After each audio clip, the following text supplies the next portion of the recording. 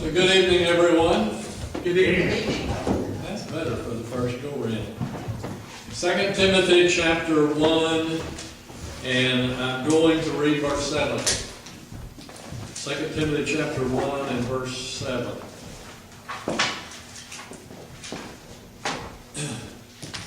Are we ready? Everybody there?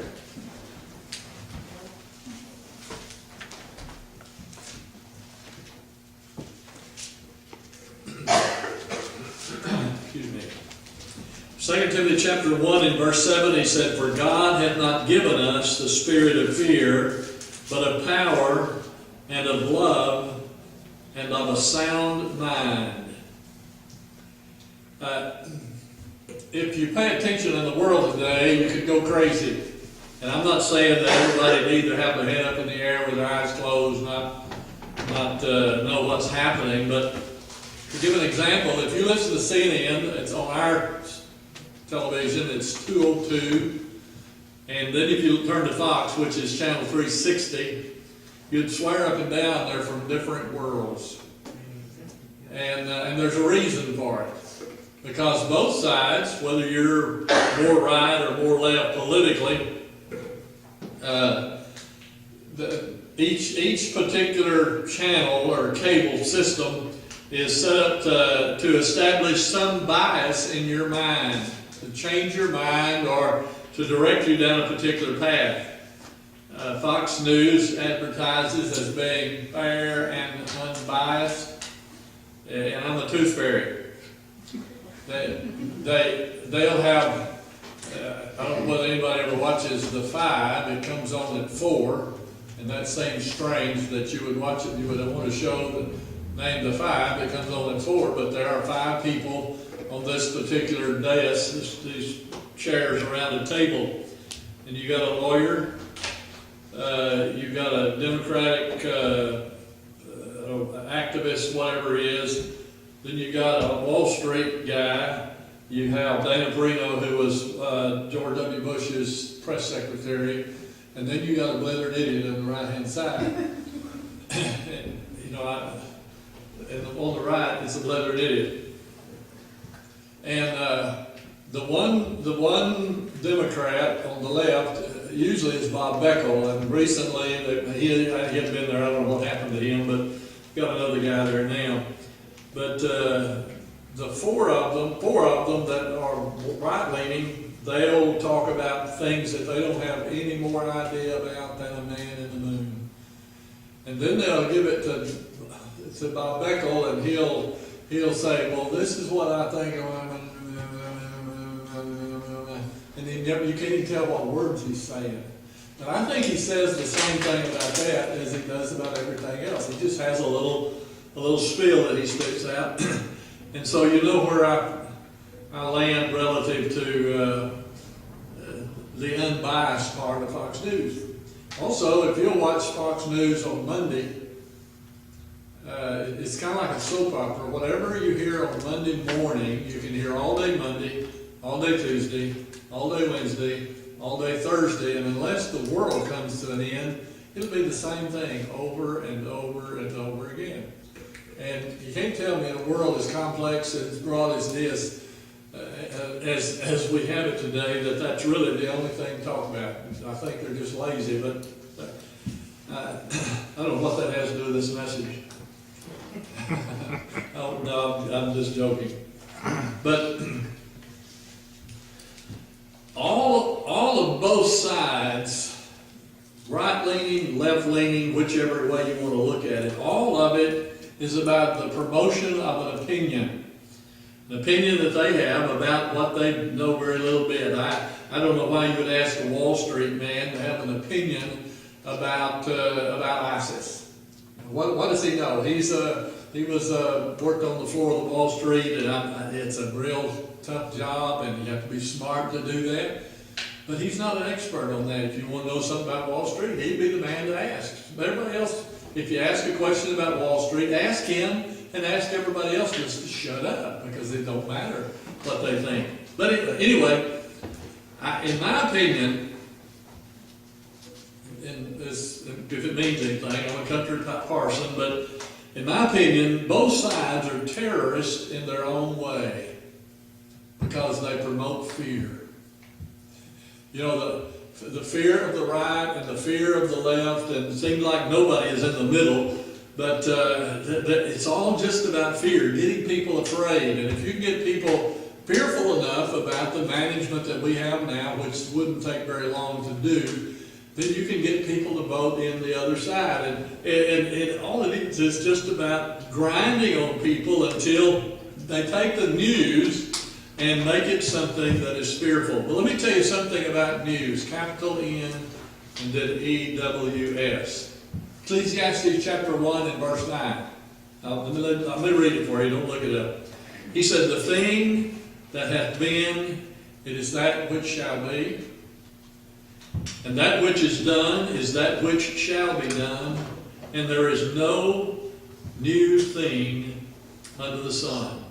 And that doesn't mean that we've always gone to the moon and back. Doesn't mean that we don't have new cars, new technology. But it's talking about events of life repeat themselves. The laws, the rules of society are the same today as they've always been. That man is the center, and things aren't going to be better if he's not changed. That's the truth. Let me tell you, one of the greatest tests of the reality that there is no good in any man is the test of civilization. And I'm not talking about war against one place and another, but if you want to know what the inherent nature of mankind really is, just go to the largest populated places in the United States and find out what the crime rate is, how people treat each other, such and such. It looks like if man is naturally good and they're just some bad apples, that you put that many people together and boy, everything should be peachy in Dallas, Fort Worth, Houston, Los Angeles, New York City. You know, those ought to be just, that ought to be the wealth of sweetness and bliss. But the fact is, people are messed up. And that has generated, there's no new thing under the sun. The more people you put together, the more likely you are to have sin. Let me give you some things to be afraid of. For a while in our news runs on both channels, there was the fear of disease. Anybody, and just recently it's come back up. It kind of was up for a while and gone back down, and now it's back up. Ebola. I always call it Ebola because that's a whole different deal. But Ebola is a very bad disease, evidently. And what they don't tell you is that to get Ebola, you have to get in the sewer or blood of somebody that had Ebola. That's the only way that you can contract it. You have to contract it by contact to excrement or the blood of a person that has the disease. But let me tell you about disease when I was growing up. I grew up until the second, third grade. I figured out what grade I was in. But we lived in Tyler, Texas. And I will never forget, as long as I live, the first thought I had of somebody that had polio. And they had a picture in the paper of a boy that was about my age, and I guess that's why I could identify with him, that was in the iron lung. And it gives me cold chills to think about somebody that would have to live in the iron lung. Basically, the iron lung was the best way to tell you what it was something about the size of a propane tank. It was about 6 feet long and about 3 feet in diameter. The top was in glass, but they kept constant atmospheric pressure so the person could breathe. In polio, your muscles start to shut down, and as it progressed through your body, you actually quit breathing and you starved to death for oxygen and died of that. And when I was growing up, the great fear was to get polio. And now the great fear is to get Ebola. And the fact is that the likelihood of getting either one, of course, polio is just about eliminated. Well, it is pretty well eliminated in our country, though it's still a problem elsewhere. But there's always something to be afraid of. The disease of the the fearful disease. You know, we came through the era of AIDS or that disease, and the only way you can get that is doing some bad stuff, supposedly. But anyway, you can't live in fear of disease. And then there was war. World War II, the war to end all wars. Everybody was afraid that was going to eliminate the world. But then after World War II, and then there was a giant surge of people when the military came back home, and the baby boom transpired. I was one of those,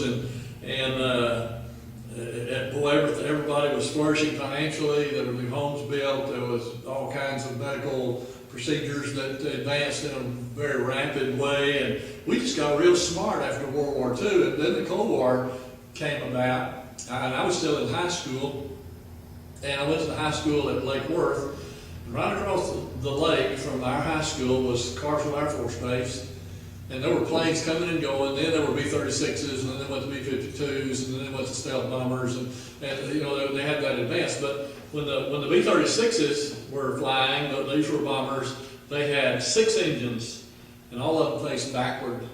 And we lived right on the flight pattern. Our home was, we were probably 5 miles from the school, but these B-36s would come over our house, come over our school, and come in for a landing at Carswell Air Force Base. During the Cold War, they built an elementary school at Lake Worth that was underground, that would protect in case the Russians happened to bomb Carswell Air Force Base, that we would get the side effect of that. And so they built this school that all the school kids could empty into that what amounts to is a large bomb shelter, and could be saved from attack from Russia, which seemed to be a long way away. They also taught us how to get under desks if we didn't have time to evacuate. And there's always something to be afraid of. I don't know that I was ever afraid in the Cold War, because I probably wasn't smart enough. But anyway, we were taught we had all this stuff we had to go through, and there was a reason to be afraid during the Cold War. Then came in the same era, the same time, there was the Cuban Missile Crisis, which if it happened today, we would have been blown to hell. I'm convinced of that because of the lack of leadership that we have today in the office, in the president's office. But John F. Kennedy was ex-military, and he knew what to do, to ask his military people, what do we need to do? They blockaded Cuba, starved them out, they moved all the missiles out, and all we had was Khrushchev taking his shoe and beating on the desk at the United Nations. It was just all mouth. Anyway, there's always something to be afraid of, but now it's ISIS. And I'm convinced that ISIS is as dangerous as the Russians were in their time, and if something's not done about it, and it doesn't look like there will be anything done about it, they'll end up on our shores. So if you're not afraid of disease, you might be afraid of war. And I'm telling you some bad stuff. And then there was the Depression. A lot of folks never believed that America would ever rise from the Depression. When you see the pictures of the lines of people at the soup, where they gave away soup, and if you had one job, there would be 500 men that would sign up to try to go to work. And at that time, men were primarily the only workers in the workforce. And unless you lived in the country, the Depression was horrible, because there was nothing to buy with.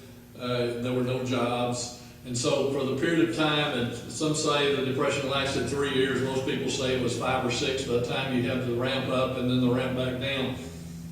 But I don't know if anybody's here ever been afraid of going hungry, but people were hungry during that time, and you never knew whether you were going to have another meal. You ate one meal a day.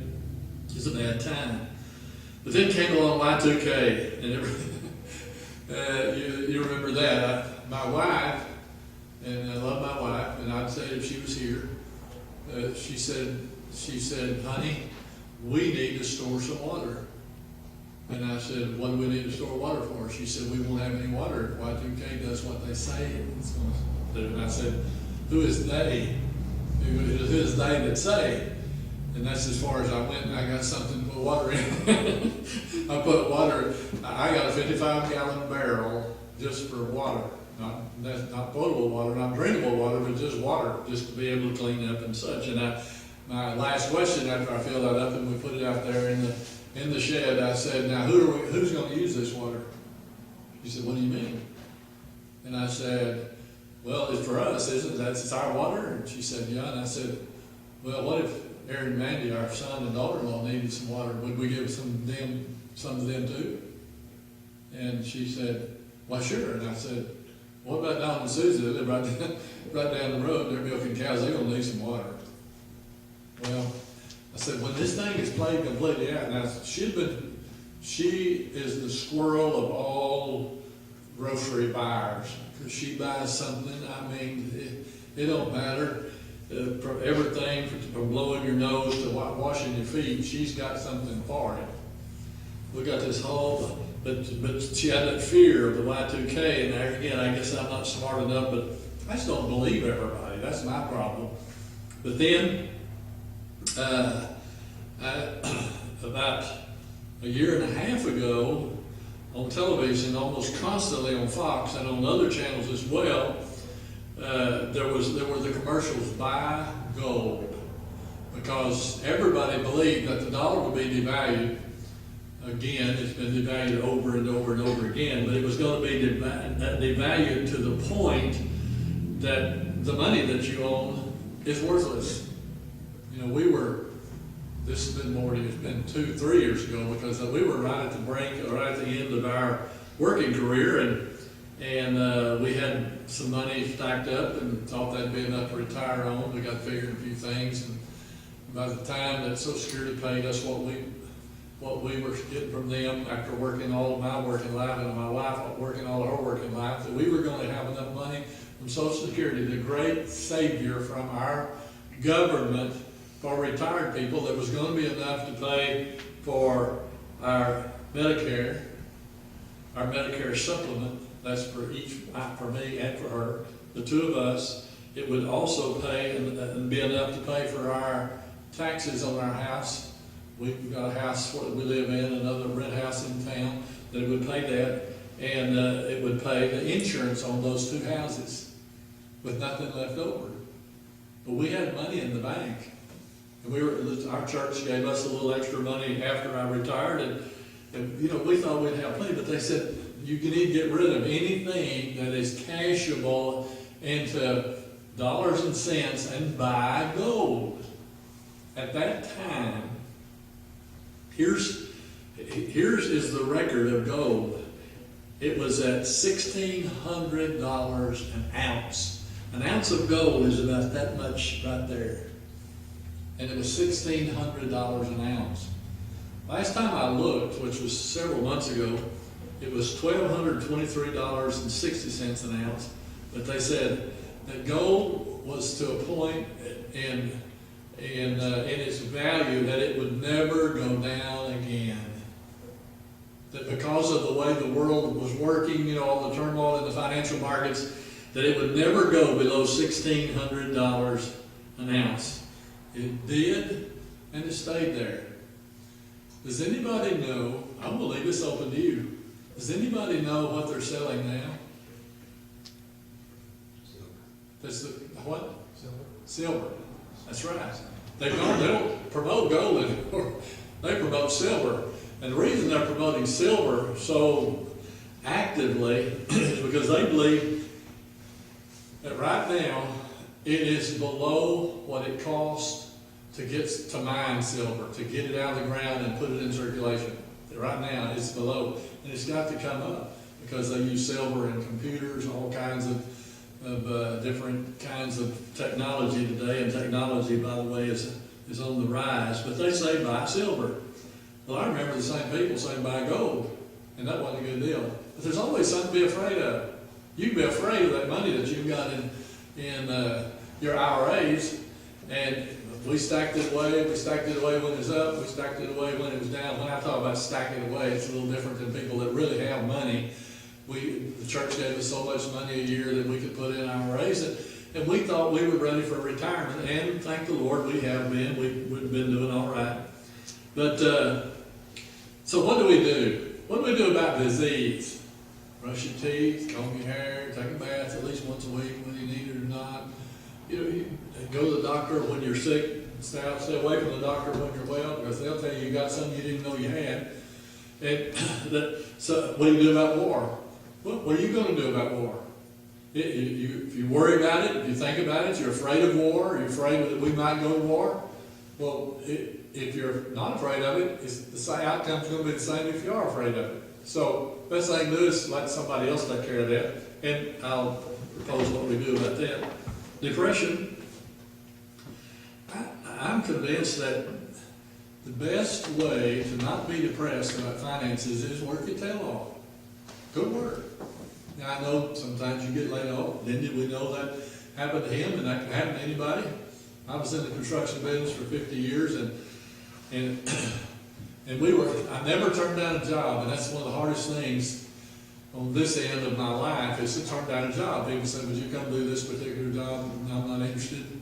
I'd have to have a crew, and if you have a crew, then you got all kinds of other things in the rear, and they're all, if I want it, well, better just go on. But when it comes to money, all you can do is all you can do. Just pray your kids leave early from the house. Maybe they'll get married early and have their own family, and they get out of your life so you have a moment of peace. And I'm joking here, but the best thing to do is have a plan, but don't be afraid that it doesn't work. But here we found just this one little verse that says God has not given us the spirit of fear.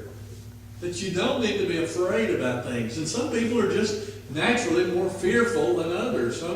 There's educated people that are just like me that haven't got enough sense to be afraid. We do all we can do, and we say all we can say, and we live all we can live.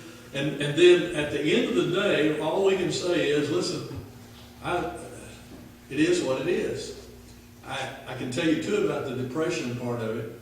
If you're worried about, I'm not talking about being depressed, but I'm talking about financial wisdom. I have a stockbroker in town, and that sounds like a big deal, but if you have an RA, you probably have a stockbroker. And about 5 years before I retired, I called the stockbroker and I said, we're fixing to retire in 5 years, or we're about to retire, and I'd like to come in and sit down and visit with you. See what you have to say about my finances. And we'd accumulated short, for me, a smart deal of money. And I went in and I said, would like to talk to you about our retirement. Told him what was going to happen, what our term was, how we were going to invest between that time and the time I retired. And he said, I tell you what I would do if I was you. I would take X number of dollars, X number of those dollars, which was about 2/3 of the amount of money, and move it from that IRA and put it into another particular account. And he had all his spreadsheets and all the printouts and all the graphs, and he said, this is what he's going to do. And I asked him this question, I said, how much do you make off that? And it was just like I had slapped him in the face. I said, you're handling my money and you're getting paid. I'm not paying you. As far as I know, you're not taking any money out of my account. How do you get paid in the transferring of that fund? And he said, a percentage. I said, what percentage? And he told me, and I said, and I pay that percentage. I said, that's right. And I said, so you're really not a stockbroker, you're a salesman. Well, that really put his blood pressure over the top. He said, no, sir, I'm not. I am your broker. And I said, no, you are your broker. Because you were brokering your money and you're breaking me. And it figured up, it was a pretty good little change, about $10,000 to move that money out of that account into his account. And I said, and what guarantee do I have that money is going to make any more money than this money? Then, that's what you do when you want to depress a stockbroker. It's all about them. Insurance, it's all about them. Taxes, it's all about them. You know, people that handle your money, it's really about them. Let me think, how do I work this in my message? About fear. To start with, let's just talk about the source of our fears. And we're not talking about disease, war, and depression. We're not talking about that. But from where does our fear come as a Christian? Number one, Satan is the primary promoter of information that will lead us to fear.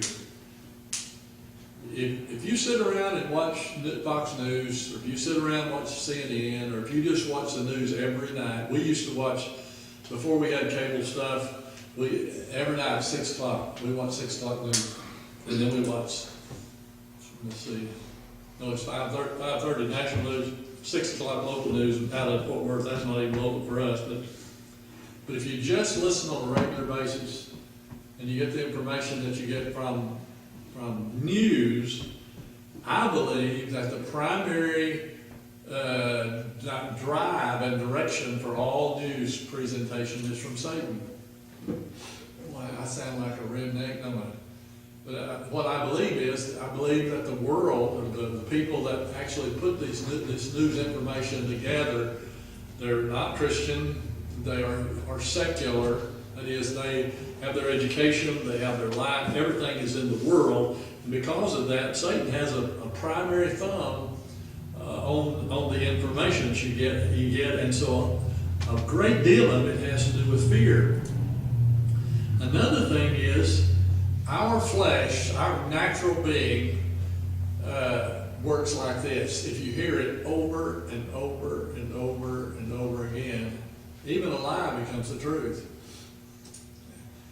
And I believe that. You know, I believe one of the reasons we have the president we have right now, I believe the reason we got him for the second term is because he kept saying things over and over again that were lies that the people of America bought into his lie, or his lies. And it's easier to buy in to what you hear over and over from many sources than it is to trust God that He's going to deal with these issues. And the great part of this verse says this: for God hath not given us the spirit of fear. It is not a gift of God to be afraid. Now, I believe in respecting rattlesnakes and stupid people, but at the same time, you've got to realize that God has given us a certain capacity because God is who He is, and we are His, that I'll bring up in a minute how we get to be His, that we don't have to be afraid of everything. We have to be vigilant. We have to pay attention to what's going on, and we have to practice wisdom. Let me give you a verse. And I'm going to take one word out of this verse that is significant. Romans chapter 8, verse 15. For ye have not received the spirit of bondage again to fear, but ye have received the spirit of adoption, whereby we cry, Abba, Father. Adoption, that's the key. That we've been drawn in the family of God, and I've got a new identity. When I was in high school, I was a freshman in high school, I was 5'2", and to make up for how short I was also skinny. I weighed 85 pounds. And to make up for the fact that I was short and skinny, I was also slow. You know, I had everything working against me. And so I was the perfect person to be picked upon. And but being picked on was one problem for whoever did it. And that was, we lived in a house right behind Lakeworth Baptist Church, and there was a street that ran, a dead-end street that ran right straight into the church that was called Greenbrier Crescent. And Greenbrier Crescent had a guy that lived halfway down the street, that he was the same age as I am. And when he was in junior high, he was 6'2" and weighed about 195 pounds and was not fat. And his name was Billy Don Laxton. And there were three of us boys that sat together, and there was Laxton, Linehan, and Locke in every class. There was just one seat between me and Billy Don. Before class, after class, we had the same classes, we went together, we were both dumb. we didn't do well in school, and that was all right with me. I mean, I made it all right. But anyway, anywhere I went, I was with Billy Don. Nobody jacked with me. They didn't try. I didn't have to say, Billy Don, kick his rear end. You didn't have to do that, because me just standing there. You just there, he's up here and I'm down here. And I didn't push it. Well, I might have a little bit. I run my mouth just like I do now. But the fact is, it has a lot to do with who you associate with. Who's batting on your team? Who's fighting with on your wars? Who's dealing with the things that you're doing? Who has your best interest at hand? And so I say that to say this: I'm adopted. My brothers say I'm adopted too, but I'm really adopted in the family of God. I've got a better thing going than what my physical strength is able to accomplish. So I can deal with disease, I can deal with war, I can deal with depression, financial problems, because God is on my side. Let me tell you what He does when He adopts us. He hasn't given us, He has not given us fear, but He's given us these three things. One of them sound, well, really two of them sound appropriate. One of them sounds just a little sissy, if you want to, and I'm speaking facetiously here. Here's the three things: power, love, sound mind. Power. First of all, we are given power. We all need to look into the mirror of God's divine truth and figure out who we are. If we look at it in the flesh, we see some skinny, big-eared man with crooked teeth and not real bright. And I know, but very seldom do we look beyond who we are naturally. We see who we are naturally. I look like my father. I look like my uncles. I look like my grandparents. And that's what we see. We see what we are by the grades that we get. And I was conferred a doctorate degree a few years ago, and the man that was the doctor head of the school, when he introduced me, he went down he read this long list of things that I'd done with a church, and things that I'd done with my family, and things that we'd done on the mission field, and places that we'd built for missions, and I mean, I really felt good about myself. And if I'm lying down, I got home and I showed Mother and Daddy the certificate, and Mother handed me an envelope. It was an envelope like this. And I said, "What's it?" Oh, she said, "Don't open it now. Wait till you get in the office." And I went down to my office later on and set the doctorate degree there on the table and opened it, and it was my report card from the 10th grade. And the worst part of my report cards was my citizenship, because I was really showing how smart I was. I mean, most of the time I got kicked out of my class, for messing around. But the fact is that we have to look beyond that. There was a video that circulated on Facebook a couple of years ago of a boy that had been bullied over and over and over again. And he's walking along in a little corridor, and somebody is videoing him. It's in the setup. They're videoing him, and he's a little bitty guy. And these three big kids came along, and the biggest one, who was this much taller, reached over and just punched him. And knocked him against the wall. That little kid jumped up and beat the holy crap out of that bigger kid. And once he got him down, he held him and he said, "Don't ever touch me again." And he said, "I promise you I won't." Well, let me tell you this. The world can bully us, but we've got power that the world don't even know anything about. And we can lose a fist fight and still win the fight ultimately, because the Lord is on our side. The first thing is power. We've got access to the throne. 1 John says, "Greater is He that is in you than he that is in the world." All the world together, not just somebody in the world. Number two, He's given us love. That's the one I'm talking about being a little sissy in our world today. Love is a joke today, or it's some kind of a sexual, presented in a sexual nature, and that's not what it is. It's probably the worst thing that ever happened general mankind, and the best thing that ever happened to a believer is to be given a love that is beyond what is normal. Love is presented as equipment to resist fear. In 1 John chapter 4, verse 18 says, "There is no fear in love, but perfect love casteth out fear, because fear hath torment. He that feareth is not made perfect in love." What is perfect love? Anytime you find the word perfect in the Bible, it's talking about maturity. It's not talking about the mass. It's how it all comes together in its completeness. It's talking about being mature in love. The best I can explain it in the New Testament, in the Greek, it's talking about a grown-up kind of love. It's not a puppy love. It's not a little love for Dr. Pepper. It's not a little love for some little trinket or thing.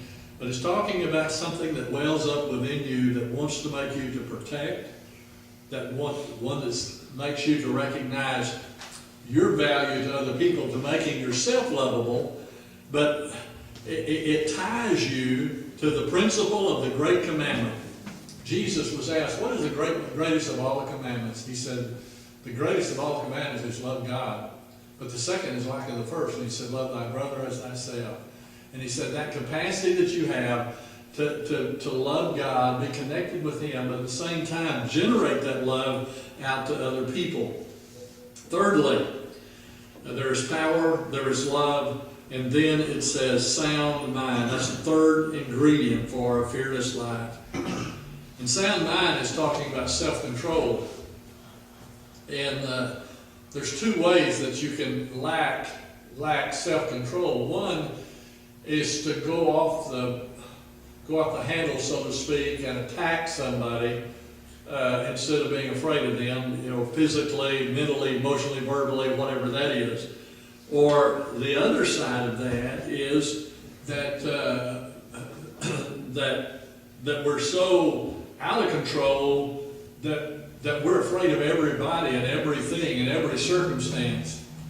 I was talking to a friend of mine that I went to school with not long ago, and when he was in school, he wasn't a Christian, and got saved, became a preacher, and has moved out in our part of the world, and came to our church for a while.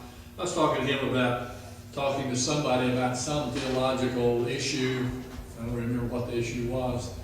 And I talked to him for a little while, and it was just, not to him, but I was talking to somebody else about that issue.